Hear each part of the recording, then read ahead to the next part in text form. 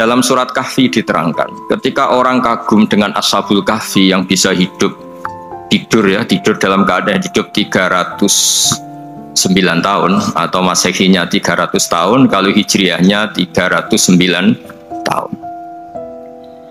Itu mungkin kalau kita ilmuwan, ahli baksil atau ahli apalah, itu mungkin lebih kagum tentang nyamuk. Saya berkali-kali bilang, andaikan kita sepakar-pakarnya terus disuruh bikin nyamuk itu, nggak usah bikin nyata hidup, bikin patungnya saja.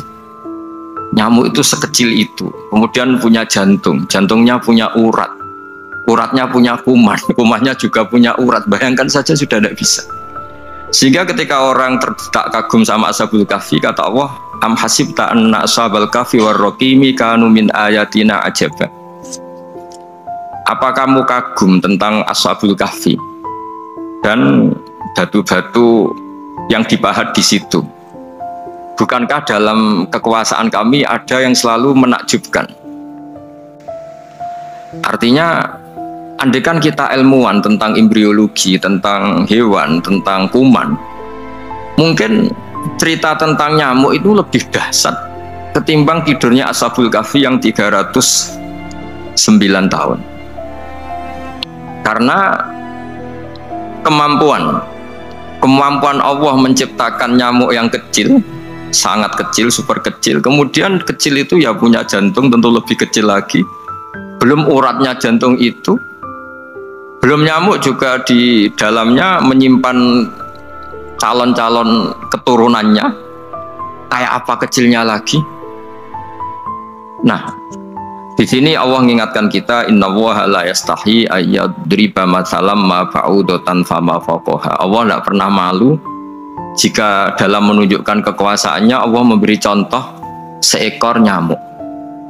Karena nyamuk ini, andaikan kita, tadi saya ulang lagi, andaikan kita ilmuwan yang nekuni itu, strukturnya bisa melihat, bisa nyari pasangan hidupnya, dan bisa hamil, bisa melahirkan, atau bisa menelur, dan sebagainya, maka kita akan kagum sekagum-kagumnya betapa kita di depan kekuasaan Allah Subhanahu wa Ta'ala tidak siapa-siapa, dan akhirnya kita ikrar seikrar-ikrarnya, asyhadu alla ilaha illallah, bahwa tidak ada kekuasaan selain kekuasaan Allah Subhanahu wa Ta'ala. Lalu kenapa nyamuk itu tidak menjadi perhatian publik?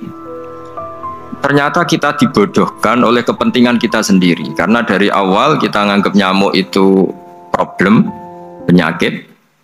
Ya sudah, bawaan kita mungkin cari obat supaya bisa membunuh nyamuk itu, atau melihat nyamuk itu sebagai problem, bukan sebagai ayatun min ayatillahi ta'ala, sebagai tanda-tanda kebesaran Allah Subhanahu wa Ta'ala.